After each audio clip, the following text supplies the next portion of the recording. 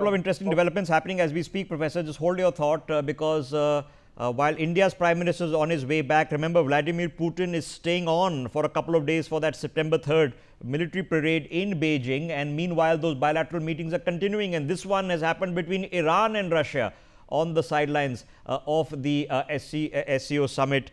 Interesting one, again in the global context. Let me get Ambassador S.D. Muni to comment on this. Ambassador Muni, now in all other introspectives, these are also important conversations, but where does this play out? Because every possible complication in the book seems to be happening in Tianjin. The Iranians are there with the Pakistanis and the Turks, not necessarily the last two any friends of ours.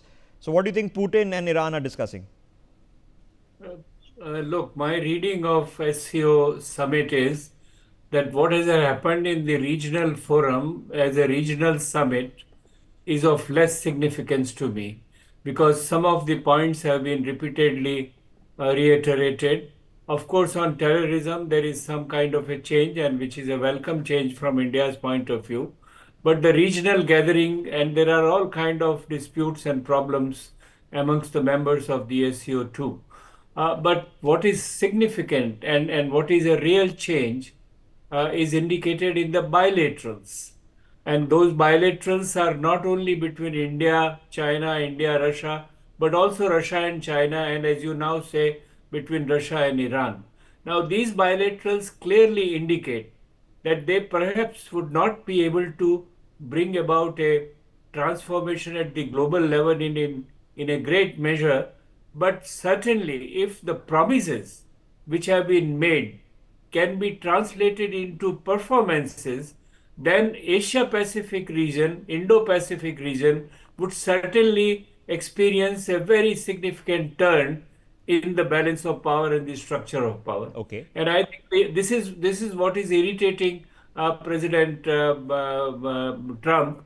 And the statement you read about is probably anger and frustration out of what he has done to create this kind of a situation. No, but Ambassador Muni, it's a very gentle statement, because Donald Trump is more famous for saying that you're a dead economy and I'll destroy you, and I'll destroy China, I'll destroy India. So this is a pretty relaxed statement given the circumstances.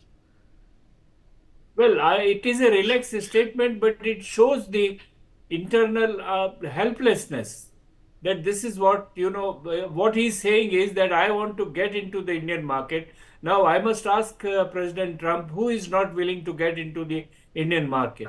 This is world's most promising and potential market, which is almost 1.7, 1.6 billion people, growing at the rate of 5.5 to 6%. Who is not interested in it?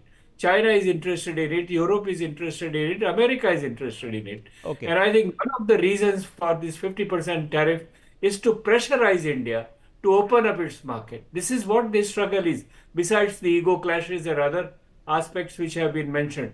The real war, and that war started even during Biden's time. Don't forget, this is not only Trump. The trade relations between India and the US were an irritation point between the two countries.